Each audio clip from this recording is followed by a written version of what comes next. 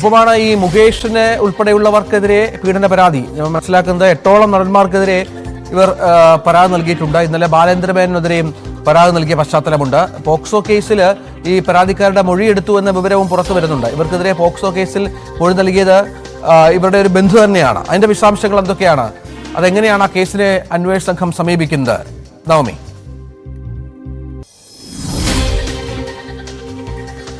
ആലുവ സ്വദേശിയായ നടിക്കെതിരായിട്ടുള്ള ഒരു പോക്സോ പരാതിയുമായാണ് ബന്ധുവായ യുവതി രംഗത്തെത്തിയത്. ആ പെൺകുട്ടി പറയുന്നത് തനിക്ക് പത്താം ക്ലാസ് കഴിഞ്ഞ സമയത്തായിരുന്നു ചെന്നൈയിലേക്ക്, അന്ന് ഈ നടി ചെന്നൈയിലായിരുന്നു താമസിക്കുന്നത്. അന്ന് സിനിമയിൽ അവസരം നൽകാമെന്ന് വാഗ്ദാനം നൽകിക്കൊണ്ട് ഒരു ഓഡിഷന് വേണ്ടി ചെന്നൈയിലേക്ക് കൊണ്ടുപോകുന്നു. പക്ഷെ അവിടെ വെച്ച് ഒരു കൂട്ടം തനിക്ക് പരിചയമില്ലാത്ത പുരുഷന്മാർ തന്റെ ശരീരത്തിൽ തന്റെ അനുവാദമില്ലാതെ സ്പർശിക്കുകയും തന്നോട് മോശമായി പെരുമാറുകയും ചെയ്തു. അന്ന് പക്ഷെ താൻ പ്രായപൂർത്തിയായിരുന്നില്ല. കുടുംബത്തോട് ഇക്കാര്യം പറഞ്ഞുവെങ്കിലും തന്റെ ഭാവിയും തുടർന്നുള്ള കാര്യങ്ങളുമൊക്കെ പരിഗണിച്ചതുകൊണ്ട് അന്ന് തനിക്ക് പരാതി നൽകുവാനായുള്ള ധൈര്യം ഉണ്ടായിരുന്നില്ല. പക്ഷെ ഇപ്പോൾ തനിക്ക് ഈ പരാതിയുമായി രംഗത്തെത്താൻ കാരണം ഈ നടി, അതായത് 8ഓളം നടന്മാർക്കെതിരെ ലൈംഗികാരോപണം ഉന്നയിച്ച ഈ നടി, അവരുടെ ഉദ്ദേശം ശരിയായിട്ടുള്ളതല്ല. അവരൊരു സെക്സ് മാഫിയയുടെ ഭാഗമാണെന്ന് കൂടി ഈ പെൺകുട്ടി പറയുന്നുണ്ട്. ഇത് തനിക്ക് ഈ നടിക്കെതിരെ കേസെടുക്കണം, അല്ലെങ്കിൽ അവർക്കെതിരെ നടപടി സ്വീകരിക്കണമെന്ന ആഗ്രഹമുള്ളത് കൊണ്ടാണ്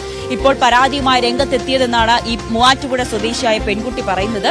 ഈ പെൺകുട്ടി ആദ്യം DGPക്കും ശേഷം മുഖ്യമന്ത്രിക്കുമാണ് പരാതി നൽകിയത്. ഈ പരാതി അന്വേഷണ സംഘത്തിന് കൈമാറുകയും ചെയ്തു. ഇതിനോടകം തന്നെ അന്വേഷണ സംഘം ഇതിന്റെ ആദ്യത്തെ മൊഴിയെടുക്കലും തുടർ നടപടികളും ഒക്കെ സ്വീകരിക്കുന്നതിനിടയിലാണ് ഇപ്പോൾ ക്രൈംബ്രാഞ്ചും ഈ വിഷയത്തിൽ പെൺകുട്ടിയുടെ മൊഴിയെടുക്കാനെത്തിയത്. ഇന്നലെ വൈകുന്നേരം തന്നെയാണ് പെൺകുട്ടിയുടെ മൂവാറ്റുപുഴയിലെ വീട്ടിലെത്തി ക്രൈംബ്രാഞ്ച് ഉദ്യോഗസ്ഥർ വിശദമായിട്ടുള്ള മൊഴിയെടുത്തത്. അതിനുശേഷം പെൺകുട്ടിയുടെ കയ്യിലുള്ള തെളിവുകളും കൈമാറിയെന്ന് പെൺകുട്ടി പറയുന്നുണ്ട്. കൂടുതൽ വിശദാംശങ്ങൾ, കൂടുതൽ കാര്യങ്ങൾ അറിയുന്നതിന് വേണ്ടി വരും ദിവസങ്ങളിലും മൊഴിയെടുക്കാൻ എത്തും അന്വേഷണ സംഘം എന്നുകൂടി പെൺകുട്ടി വെളിപ്പെടുത്തി. ശരി, നവമി ദിനേശ് വിവരങ്ങൾ പങ്കുവച്ചു. മറ്റൊരു വാർത്ത, ബലാത്സംഗ കേസിൽ ഇടക്കാല ജാമ്യം ലഭിച്ചതിന് പിന്നാലെ അന്വേഷണ സംഘത്തിന് മുൻപിൽ ഹാജരാകാൻ നടൻ സിദ്ദിഖ് തിരുവനന്തപുരത്ത് പ്രത്യേക സംഘം മുൻപാകെ ചോദ്യം ചെയ്യലിന് ഹാജരാകുമെന്നാണ് സൂചന. അഭിഭാഷകരുമായി ആലോചിച്ച ശേഷമാണ് തുടർ നടപടി. ഡാനി ഇപ്പോൾ വിവരങ്ങൾ പങ്കുവെക്കും. ഡാനി, സിദ്ദിഖ് കഴിഞ്ഞ കുറെ ദിവസങ്ങളായി ഒളിവിലാണ്, നമുക്കറിയാം. പക്ഷേ മുൻകൂർ ജാമ്യം ലഭിച്ച പശ്ചാത്തലം കൂടിയുണ്ട്. എന്നാലും അറസ്റ്റിന് അന്വേഷണ സംഘത്തെ കോടതി അനുവദിച്ചിട്ടുണ്ട്. ജാമ്യത്തിൽ വിട്ടയക്കണം എന്ന ഉപാധിയോടുകൂടി തന്നെ എന്താണ് സിദ്ദിഖിന്റെ ഇനിയുള്ള നീക്കം? എന്താണ് മറ്റു വിവരങ്ങൾ?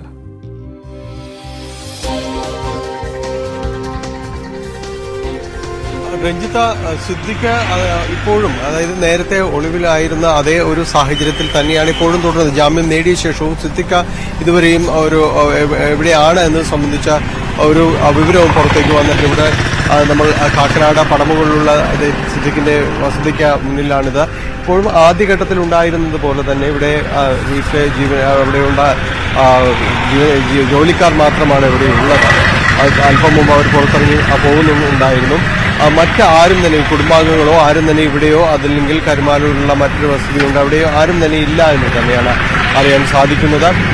കഴിഞ്ഞ ദിവസം ആണ് സുപ്രീം കോടതി ജാമ്യം അനുവദിക്കുന്നത്. അപ്പോൾ ജാമ്യം അനുവദിച്ചതിന് ശേഷം 2 ആഴ്ചയിലെ ഒരു ആശ്വാസമാണ് സിദ്ദിഖിന് ലഭിച്ചിരിക്കുന്നത്. അപ്പോൾ ഒരുപക്ഷെ ഇവിടേക്ക് എത്തിയേക്കുമെന്നുള്ള ഒരു സൂചന ഉണ്ടായിരുന്നു. പക്ഷെ അത് അങ്ങനെ ഉണ്ടായിട്ടില്ല, ഇതുവരെ അങ്ങനെ സംഭവിച്ചിട്ടില്ല.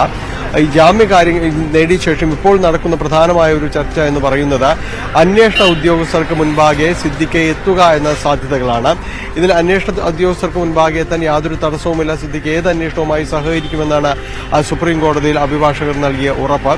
ഇതുമായി ബന്ധപ്പെട്ടുകൊണ്ട് ഇപ്പോൾ അറിയാൻ കഴിയുന്നത് നോട്ടീസ് ലഭിച്ച ശേഷം, അതായത് അന്വേഷണ സംഘം സിദ്ദിഖ് എവിടെ എപ്പോൾ ഹാജരാകണമെന്നത് സംബന്ധിച്ച് വ്യക്തമായ ഒരു നോട്ടീസ് നൽകുമോ എന്ന് കാത്തിരിക്കാം. നൽകിയതിനു ശേഷം അവിടേക്ക് എത്താമെന്നതാണ്. അത് തിരുവനന്തപുരത്താണ് കേസ് രജിസ്റ്റർ ചെയ്തിരിക്കുന്നതും അന്വേഷണ ഉദ്യോഗസ്ഥരെല്ലാം തന്നെ ഇത് സംബന്ധിയായ അന്വേഷണം നടത്തുന്നതും തിരുവനന്തപുരം കേന്ദ്രീകരിച്ചു. അപ്പോൾ അവിടേക്ക് എത്താൻ തന്നെയാണ് സാധ്യത, മുഴുവൻ സാധ്യതയും അത് തന്നെയാണ്. പക്ഷെ അതെന്നാണ് എന്നത് സംബന്ധിച്ച് അന്വേഷണ ഉദ്യോഗസ്ഥർ നോട്ടീസ് നൽകുമോ എന്നതാണ് സിദ്ദിഖിന്റെ അഭിഭാഷകർ കാത്തിരിക്കുന്നത്. അങ്ങനെ ഈ നോട്ടീസ് നൽകുന്നത് അത്രയും ആ ഒരു സമയം നീട്ടിക്കൊണ്ടു പോകാനും കഴിയില്ല. കാരണം 2 ആഴ്ചത്തെ ഒരു ഇടവേളയാണ് ഇത് നൽകിയിരിക്കുന്നത്. അപ്പോൾ ഒരു ദിവസം കൂടി നോക്കിയിട്ട് ഇന്നുകൂടി ഒരുപക്ഷെ ഇത് സംബന്ധിയായ എന്തെങ്കിലും അറിയിപ്പ് ലഭിക്കുമോ എന്നത് സംബന്ധിയായ കാര്യങ്ങളിൽ അവർ കാത്തിരിക്കും. അതിനുശേഷം താൻ അന്വേഷണ ഉദ്യോഗസ്ഥർക്ക് മുൻപാകെ സന്നദ്ധനാണ്, എത്താൻ സന്നദ്ധനാണെന്ന് തന്റെ സന്നദ്ധത സിദ്ദിഖ് അറിയിക്കും, അന്വേഷണ സംഘത്തെ അറിയിക്കുമെന്നാണ് മനസ്സിലാക്കാൻ സാധിക്കുന്നത്. അപ്പോൾ ഇത്തരം കാര്യങ്ങളിൽ ഇന്ന് തന്നെ ഇക്കാര്യങ്ങളിൽ ഒരു തീരുമാനത്തിലേക്ക് എത്തിയേക്കും. കാരണം ഇതിൻ്റെ ഒരു ജാമ്യ വ്യവസ്ഥകൾ അടക്കമുള്ള കാര്യങ്ങളുണ്ട്. ഈ ദിവസങ്ങളിൽ അറസ്റ്റ് ചെയ്താൽ തന്നെയും അത് ജാമ്യത്തിൽ വിടുക, വിചാരണ കോടതിയുടേതായ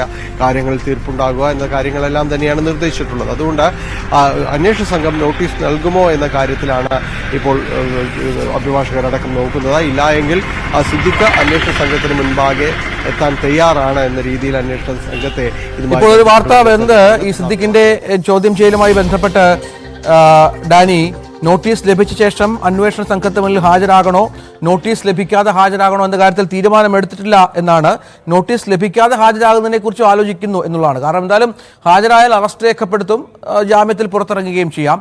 ഇനിയും കേസ് പരിഗണിക്കുക ഈ മാസം അവസാനത്തോടു കൂടിയാണ്. അതൊക്കെ വളരെ പ്രധാനപ്പെട്ട കാര്യങ്ങളാണ്. അത്രയും ദിവസം ഒളിവിൽ കഴിയുക എന്നുള്ളത് സിദ്ദിഖിനെ സംബന്ധിച്ചിടത്തോളം എളുപ്പമുള്ള കാര്യമല്ല. അന്വേഷണ സംഘവും സ്വാഭാവികമായും ഒരു അന്വേഷണം നടത്തും എവിടെയാണ് എന്നതിനെക്കുറിച്ച്.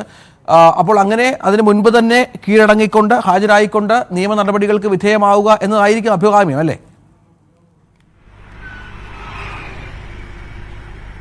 കൂടുതൽ സാധ്യതയും അതുതന്നെയാണ്. കാരണം അന്വേഷണ സംഘത്തിന് മുന്നിലേക്ക് എത്താൻ എവിടേക്കാണ് എത്തേണ്ടത്, തിരുവനന്തപുരത്തേക്ക് അന്വേഷണ സംഘത്തിന് മുന്നിലേക്ക് ഈ ദിവസങ്ങളിൽ തന്നെ എത്താനുള്ള ഒരു സന്നദ്ധത അഭിഭാഷകർ മുഖേന തന്നെ അറിയിക്കാൻ തന്നെയാണ് മുഴുവൻ സാധ്യതയുമുള്ളത്. വൈകാതെ അത്തരത്തിൽ ഒരു തീരുമാനങ്ങൾ ഉണ്ടായേക്കും. അന്വേഷണ സംഘത്തിൽ ഇതുമായി ബന്ധപ്പെട്ട ഒരു അറിയിപ്പ് അവരുടെ ഭാഗത്തു നിന്നുണ്ടായേക്കും. തങ്ങൾ ഈ ദിവസങ്ങളിൽ അന്വേഷണ സംഘത്തിന് മുന്നിലേക്ക് എത്താമെന്ന് തന്നെ വ്യക്തമാക്കും.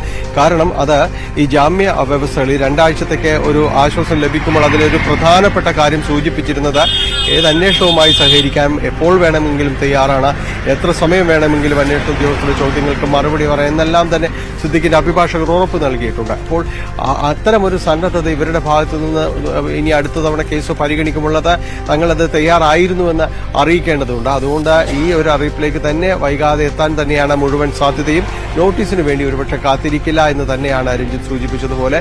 നോട്ടീസിന് വേണ്ടി കാത്തിരിക്കുക എന്നത് സിദ്ദിഖിന്റെ ഒരു ഇപ്പോഴത്തെ ഒരു അവസ്ഥയിൽ ഈ തുടർന്നുകൊണ്ട് പോകുക അതും ബുദ്ധിമുട്ടാണ്. അതുകൊണ്ട് അത് ഈ ജാമ്യ വ്യവസ്ഥകളിലെല്ലാം തന്നെയും പറയുന്നതുമാണ് അധികം അന്വേഷണത്തോട് സഹകരിക്കുമെന്ന്.